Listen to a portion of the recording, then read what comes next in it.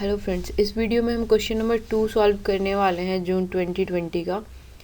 तो इसमें second question है, how is bank reconciliation statement prepared from the adjusted balance of cash book, discuss with the example. एक 12 number का question आया हुआ है। तो सबसे पहले हम बैंक रिकंसिलिएशन स्टेटमेंट समझ लेते हैं क्या होता है।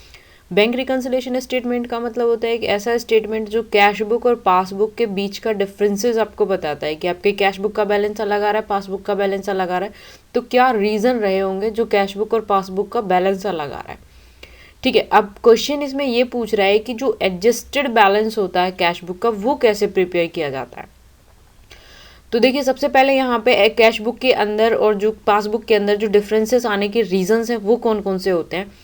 जैसे फर्स्ट है interest allowed by the bank. Bank ने अगर इंटरेस्ट अलाउ किया है, ठीक है, आपने एंट्री नहीं की है, पासबुक में एंट्री हो चुकी होगी, कैश बुक में एंट्री नहीं हुई है, तो उसकी वजह से ये जो डिफरेंस है वो आ सकता है।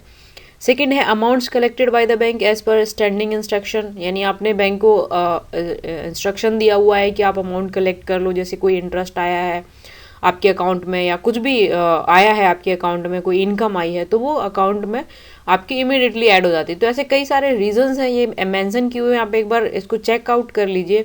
बाकी इसका एक सेपरेट वीडियो बनाया हुआ है, वो आप चेक कर सकते हैं, मैं उसका लिंक डिस्क्रिप्शन बॉक्स में दे दूंगी। ठीक है, अभी हम एक एग्जाम्पल से देखते हैं कि एडजस्टेड बैलेंस का मतलब क्या है। देखो, कैश बुक और बैंक का पासबुक जो होती है, दोनों के बीच में डिफरेंसेस होते हैं। तो कुछ एंट्रीज ऐसी होती हैं जो पासबुक में ही आती हैं, केवल पासबुक में आती हैं। तो क्यों ना हम पासबुक की एंट्री पहले ही कर दें। उससे क्या होगा कि जो आप रिकंसिलिएशन स्टेटमेंट है उसकी एंट्री कम हो जाएंगी, आपको उतनी सारी एंट्री नहीं करनी पड़ेंगी। ठीक है, ये एक एग्जाम्पल है, एक एग्जाम्पल से समझ लीजिए। एक एग्जाम्पल में दे रखा है, इसका डेबिट बैलेंस दे रखा है 7800 और इसमें कुछ एंट्रीज दे रखी है। इसमें थर्ड एंट्री, फोर्थ एंट्री और फिफ्थ और सिक्स एंट्री जो ऐसी दे रखी है जो सिर्फ पासबुक में ही आनी है। ठीक है, ये सिर्फ पासबुक में आएगी, तो इसकी एंट्री हम पहले से ही कर देंगे, एडजस्टेड बैलेंस में हम पहले से ही कर देंगे ताकि हमें बैंक रिकंसिलिएशन में इसकी एंट्री ना करनी पड़े। तो एंट्री है, there was a credit entry in the passbook for ₹520 in respect of dividend received by the bank on behalf of Mohan and this had not been recorded in the cash book। ठीक है, second entry है यहाँ पर ₹300 was deposited by the customer directly into the bank। Okay, third entry है bank charge ₹60 as their commission for collecting an outstanding check, no entry for this appear in the cash book। And next entry है check for ₹500 received from Gopi and deposited in the bank was dishonor but no entry was recorded in the cash book for dishonor। ठीक है, तो ये चार entry से पहले हम कर लेते हैं। यहाँ पे बैलेंस हमने दिखा दिया है, BD 7800, बैंक चार्जेस 60 है, तो बैंक चार्जेस हमेशा क्रेडिट होता है, ठीक है, कम होता है।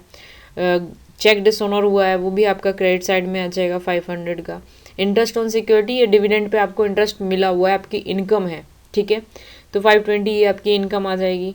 और नेक्स्ट यहाँ पे टू कस्टमर्स अकाउंट है 300, ये आ जाएगा आपका डेबिट साइड। ठीक है, और फिर इसका हमने क्या किया, दोनों साइड का बैलेंस निकाल के बैलेंस निकाल दिया है, तो ये 80-60 बैलेंस बचा है। अब ये जो 80-60 बैलेंस है ना, ये हमारा बैंक रिकंसिलिएशन स्टेटमेंट में आ जाएगा एज पर कैश बुक, क्योंकि हमने बैंक की सारी एंट्री पहले ही कर दी है। ठीक है, तो ये आ गया है, ये प्लस साइड आ जाएगा। बाकी जो एंट्रीज हमने नहीं की हुई हैं, जिस हिसाब से प्लस माइनस होती हैं बैंक रिकंसिलिएशन स्टेटमेंट में, उसके अकॉर्डिंग हम कर देंगे।